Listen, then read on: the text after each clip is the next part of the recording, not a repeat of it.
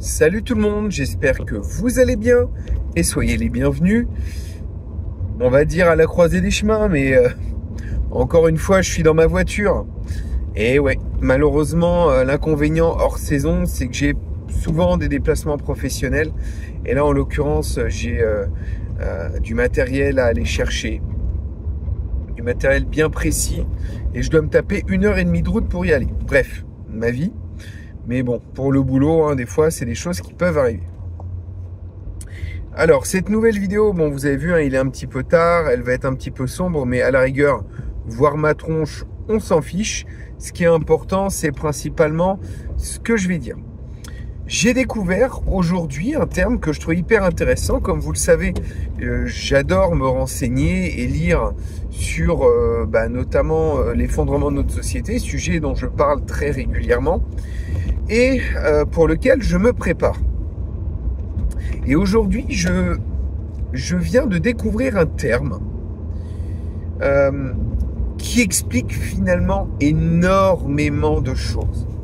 Je prends régulièrement des commentaires qui me disent à quel point non, il n'y a pas d'effondrement, non, les choses ne vont pas moins bien.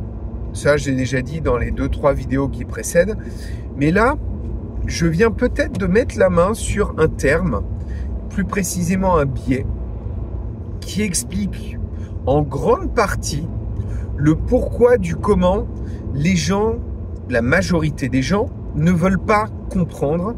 C'est pas qu'ils ne peuvent pas comprendre, c'est qu'ils ne veulent pas comprendre.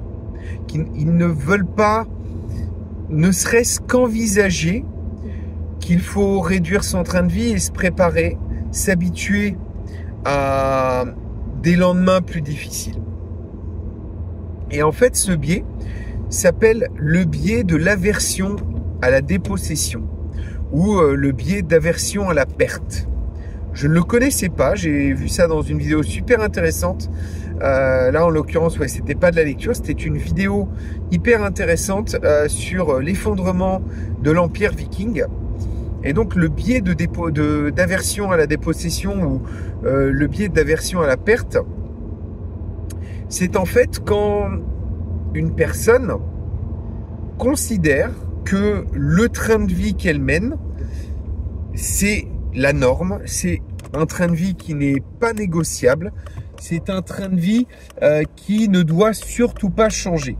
Et puisque ces personnes n'ont absolument pas envie, et je les comprends en soi, qu'on leur parle d'effondrement, ne veulent absolument pas perdre en fait leurs acquis, que du coup, ils préfèrent juste ne pas écouter, faire comme si il n'y avait rien, comme s'il n'y aurait jamais rien.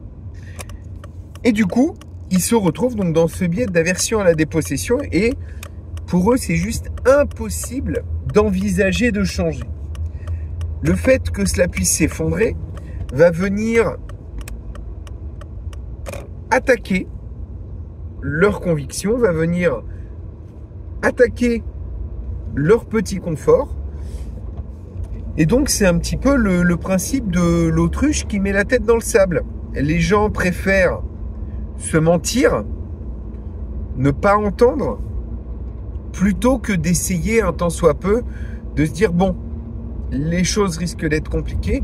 Et donc, du coup, ce biais d'aversion à la dépossession qui, quand on a quelque chose à perdre, quand on a acquis un certain confort, une certaine richesse, eh bien, ce biais va vous empêcher d'envisager autre chose que ce niveau que vous avez acquis.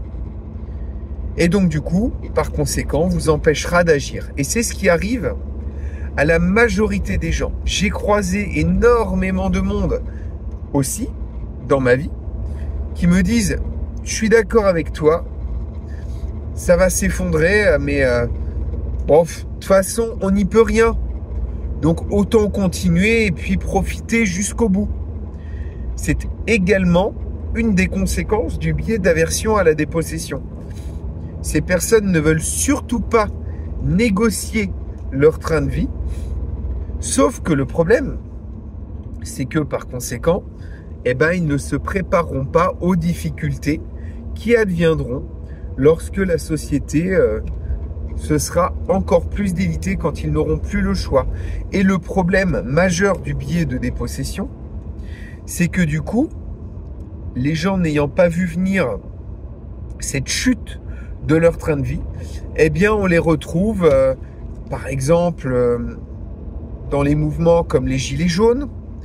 Et encore une fois, ce n'est pas une critique, je le comprends.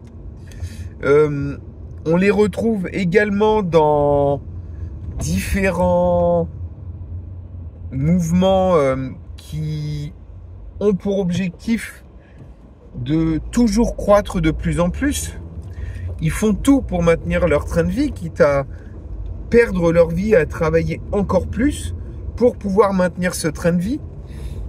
Mais ce faisant, ils ne font finalement que retarder l'inévitable. Comme quelqu'un qui sauterait de la fenêtre d'un immeuble très haut et qui freinerait sa chute en écartant les bras. Mais finalement, eh bien, la chute aura lieu quand même. Et malheureusement, le résultat sera le même. La seule solution à cela, c'est tout simplement d'avoir un parachute lorsqu'on saute. Et pour avoir ce parachute, eh bien, il faut accepter de dépenser un petit peu. Dans la métaphore du parachute, quand on saute de l'immeuble, c'est dépenser un peu d'argent. Un parachute coûte cher. Le parachute de préparation à l'effondrement, probablement encore plus. Mais est-ce que finalement, il vaut mieux dépenser de l'argent pour s'acheter un parachute ou simplement écarter les bras en se disant que, je tomberai moins fort ou moins vite. Et finalement, le résultat est le même. On se vautre. Essayez de ne pas rester dans ce biais de dépossession pour ceux qui, peut-être, seraient encore convaincus que tout va bien. N'hésitez pas à en discuter dans les commentaires. N'oubliez pas le like, le partage, le commentaire. Et bien entendu, à vous abonner à la chaîne. Vous avez été nombreux encore récemment à me rejoindre. Et c'est avec grand plaisir que je vous accueille tous et que j'essaye de discuter de ces sujets. Étant donné que plus on sera nombreux à se préparer et moins nous souffrirons collectivement.